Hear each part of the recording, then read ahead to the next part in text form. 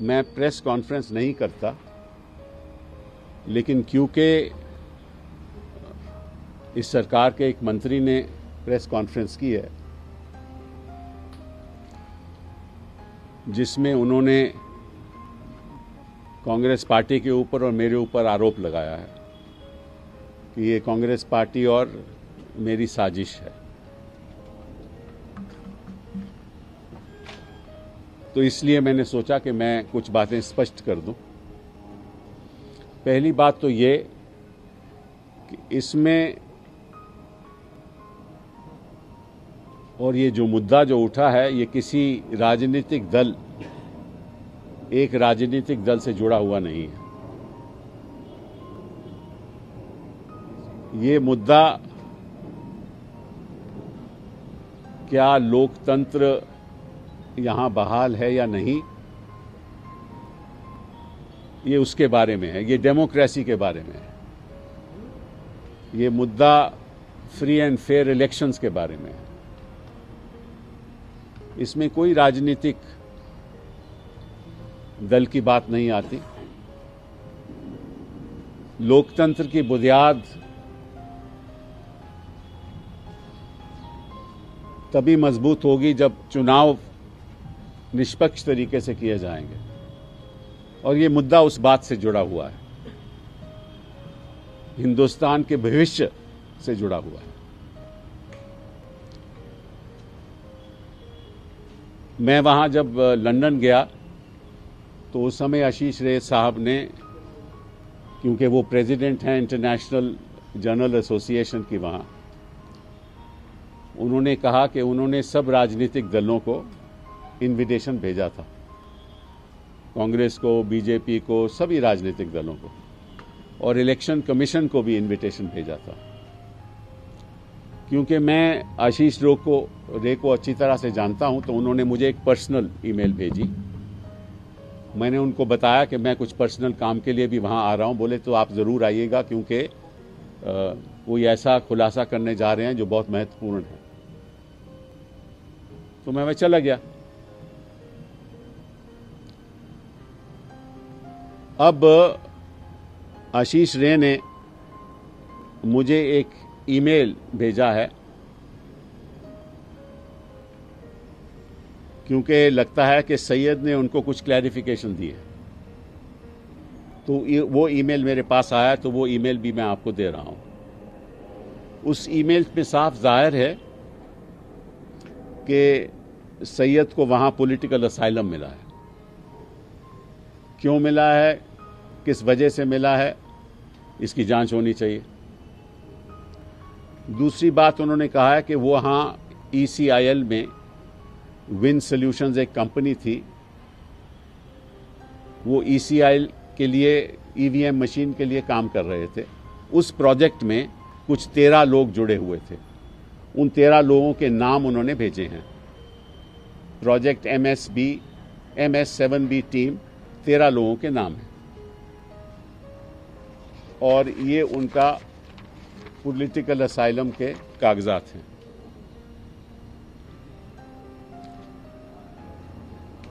उन्होंने कहा कि ये वाक्य, क्योंकि न्यू जनरेशन मशीन बनानी थी, तो ये टीम को ये सौंपा गया। ये बात उनकी कही है, देखिए हम कुछ नहीं कह रहे, जो उनकी बातें जो हैं वो मैं आपके सामने रखना चाहता हूं। उन्होंने ये भी कहा कि जब ये सब खत्म हो गया, 12 मई को इलेक्शन रिजल्ट आ गया, तो 13 मई को उन्होंने ये कहा है कि 13 मई को काकी रेड्डी गेस्ट हाउस में, जो किशन रेड्डी MLA के ब्रदर इन लॉ हैं, उनके गेस्ट हाउस में ये वाकया हुआ, और 13 मई 2014 में हुआ, और 13 लोग वहां शामिल थे, और 11 लोगों की हत्या हो गई। अब ये सही है नहीं सही है, इसकी जांच होनी चाहिए। हम तो कह नहीं सकते कि सही है या नहीं सही है। उन 11 लोगों के नाम भी दे दिए हैं। फिर उन्होंने ये कहा कि जब कमरे में किशन रेड्डी आए तो उन्होंने कहा चंपाई अंधेर की। मैं तो जानता नहीं कि इसका मतलब क्या है, तो आप लोगों को पता करना चाहिए। देखिए, जर्नलिस्ट तो आप लोग हैं। चंपाई अंधेर की, अंधेर की। और उन्होंने कहा कि फिर ये भी उन्होंने कहा कि उसके बाद फिर 15 तारीख को, क्योंकि मुझे भी गोली लगी थी, तो 15 तारीख को मैं शिकागो चले गया और वहां बोला कि मैं 16 दिन डिटेंशन सेंटर में रहा और अस्पताल 18 दिन रहा। अब अमेरिका गया, वहां एंट्री हुई, डिटेंशन सेंटर गए, वहां कोई स्टेटमेंट हुई होगी, ये आप लोग पता करेंगे सही है या गलत है। अस्पताल में रिकॉर्ड होगा सही है या गलत है, ठीक है ना। फिर उन्होंने बोला कि मेरे सामने सब लोग को गोली मारी गई, तो मैं जानता हूं कि सब लोग की मृत्यु हो गई। अब ये जो कंपनी विन सॉल्यूशंस की थी, उनके लिए ये लोग काम कर रहे थे। विन सॉल्यूशंस का जो मालिक है उसका नाम उन्होंने दिया है कमल राव। वो पता चल जाएगा। कहां कहां ईसीएल में वो काम कर रहे थे, वो भी उन्होंने बताया है कि ईसीएल में इस जगह पे मैं काम कर रहा था। कहां इस समय कमल राव हैं, उसका एड्रेस भी दे रखा है स्टेटमेंट में, वो भी पता चल जाएगा। और ये भी उन्होंने कहा है कि ये जो ईसीएल है, ये सनत नगर में हम काम करते थे। ईसीएल का ऑफिस सनत नगर में है। जब विन सॉल्यूशंस को पैसा भी ईसीएल देती होगी, वो भी चेक पेमेंट होगी, वे भी पता चल जाएगा।